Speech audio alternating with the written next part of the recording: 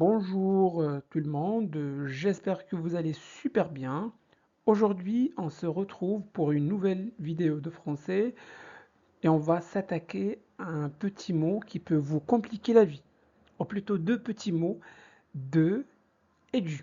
Vous ne savez jamais lequel utiliser, vous les mélangez souvent, pas d'inquiétude, vous n'êtes pas seul, c'est une erreur très fréquente chez les apprenants et on va régler ça ensemble. Alors, dans cette vidéo, je vais vous montrer comment faire la différence entre de et du et les erreurs classiques à éviter.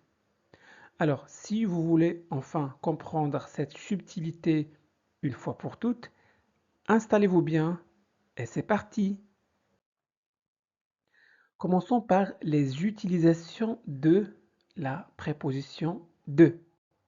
Quand est-ce qu'on emploie de? Première utilisation, on emploie de pour exprimer l'origine ou la provenance. Prenons un exemple. Elle revient de Paris. Ici, de nous indique le lieu d'où la personne revient. Un autre exemple, il est de Belgique.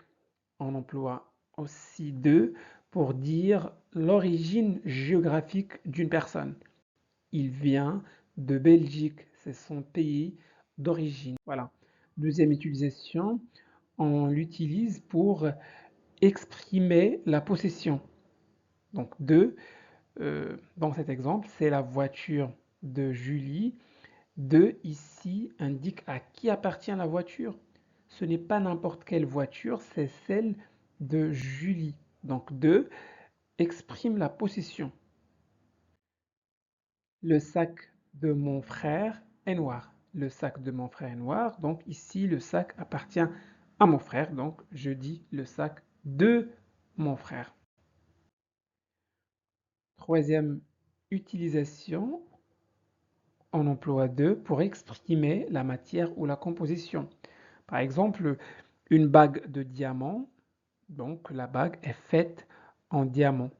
Donc de sert ici à exprimer la matière dont l'objet est constitué. Une robe de soie. Même chose. De nous dit que la robe est en soie. C'est le tissu utilisé pour la fabriquer. De après une quantité déterminée. Par exemple, je bois un litre de jus d'orange. Donc un litre est une quantité précise. Donc un litre est une mesure précise. On ne dit pas je bois un litre du jus. Non, on dit je bois un litre de jus d'orange. Je bois un verre de thé. D'accord? Je bois un verre de lait. C'est bon? Donc quand la quantité est déterminée, on emploie de. Parfait. Un autre exemple. Elle a acheté 500 grammes de pommes. Même chose ici. 500 grammes est une quantité claire, donc on emploie de et pas des pommes, même si le mot est au pluriel. Pommes au pluriel, on met de. Parfait. Cinquième utilisation, on emploie de pour exprimer une caractéristique ou une qualité. Par exemple, un homme de talent. Un homme de talent, cela veut dire qu'il a du talent, qu'il est, qu'il est talentueux. Une femme de cœur. Une femme de cœur, c'est une femme généreuse et bienveillante. D'accord? Elle a du cœur. C'est bon. Sixième utilisation, on emploie de après une négation. Alors, je n'ai pas de pain. Donc après une négation, on remplace du, de la, des par de. On remplace en fait les articles partitifs par de. Je n'ai pas de pain. D'accord? Normalement, on dirait du pain. Hein, je mange du pain. J'ai du pain.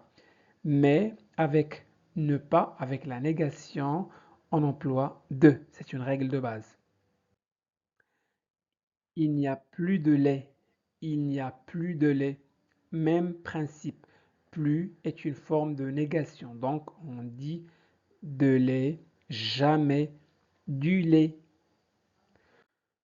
Septième utilisation, on emploie de pour exprimer la cause. De, en fait, introduit la raison ou la cause d'une émotion, d'une action ou d'un état. Prenons un exemple. Il tremble de peur. Donc, et la peur, et cette peur est la cause du tremblement. Donc, il tremble de peur. Encore, elle est morte de rire.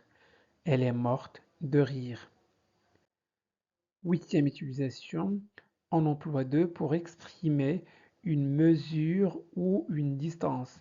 Par exemple, une tour de 100 mètres. D'accord? 200 mètres donne la hauteur précise de la tour. Ou encore, une pause de 10 minutes. Une pause de 10 minutes, on emploie de pour indiquer la durée exacte de la pause. Neuvième utilisation, on emploie de devant un adjectif qualificatif placé avant le nom. Alors, quand l'adjectif est placé avant le nom, l'article des devient de. Prenons un exemple. De belles fleurs. De belles fleurs. Normalement, on doit mettre des belles fleurs. Pourquoi? Parce que l'adjectif est au pluriel. Mais sachez que quand l'adjectif est placé avant le nom qu'il qualifie, alors des devient de belles fleurs.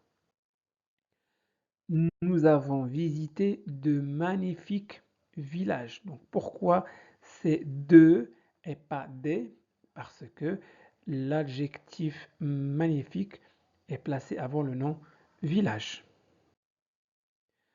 Passons maintenant aux utilisations de du et de.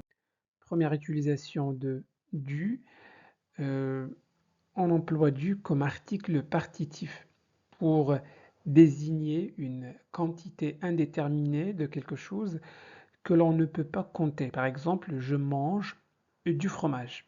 Donc du fromage, la quantité de fromage ici est indéterminée. D'accord? Dans ce cas-là, on emploie du, un article. Elle a mis du parfum.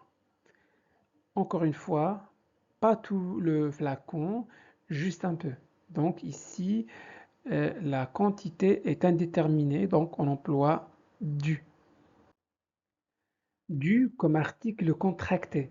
Du, c'est la contraction de plus le.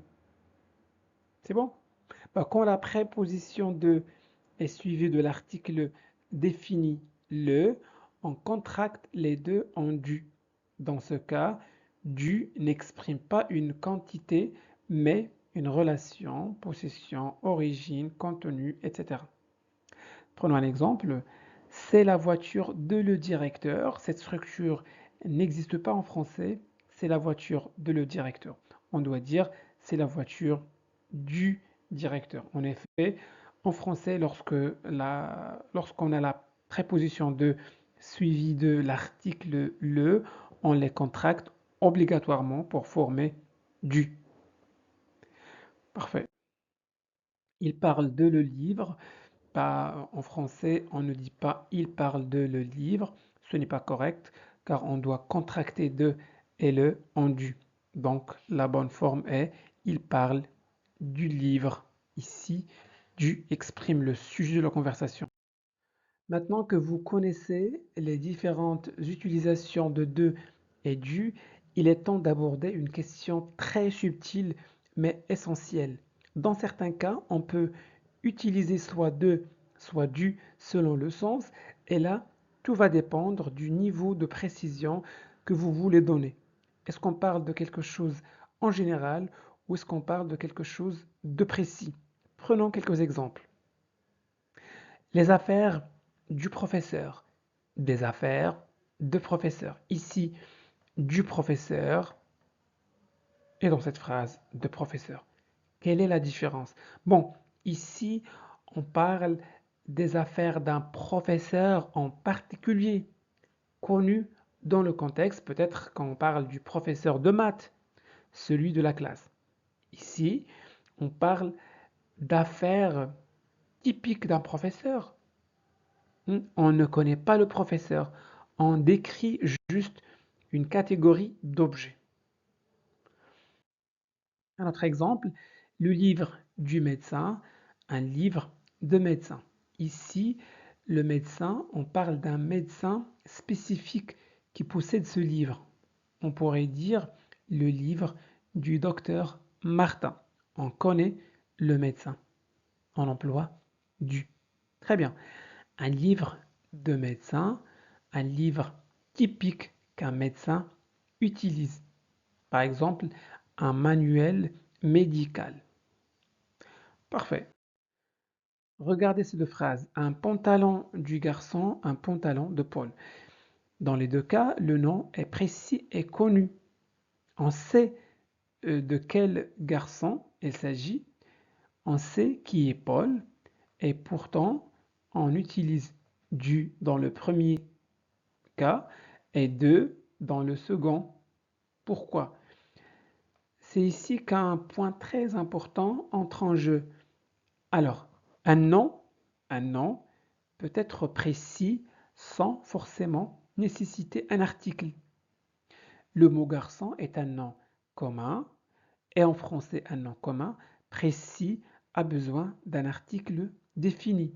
Le garçon, la fille, les élèves, etc.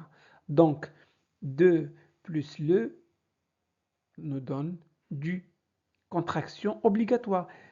Par contre, le mot Paul est un nom propre et en français, les noms propres ne prennent pas d'article devant eux. On ne dit pas le Paul, on dit simplement Paul. Donc 2 plus Paul nous donne de Paul, pas de contraction, car il n'y a pas d'article le. Donc ce n'est pas seulement la précision du nom qui détermine la contraction, c'est surtout la présence ou non d'un article défini devant ce nom. Prenons un autre exemple, un bureau de ministre, le bureau du ministre. Ici, ministre est employé de manière générale. On ne sait pas de quel ministre il s'agit. Ce n'est pas une personne précise, mais plutôt une fonction. C'est un type de bureau, un bureau adapté à un ministre, grand, prestigieux, formel. Ici, pas d'article devant ministre. Pourquoi? Parce que le mot ministre est un nom général.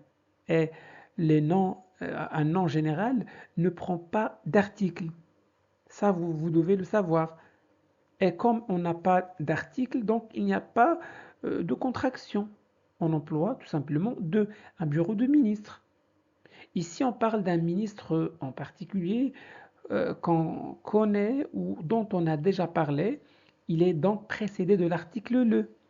Quand le nom est précis, connaît, il prend un article. Donc, il a besoin d'un article. C'est bon? Et donc, 2 plus l'article, 2 plus le, nous donne du. Bah, c'est ici le bureau du ministre. Un ministre connaît, c'est le bureau du ministre de l'économie par exemple, celui qui est en poste actuellement. Donc le nom est précis, est précédé d'un article défini. On contracte, on dit du, le bureau du ministre.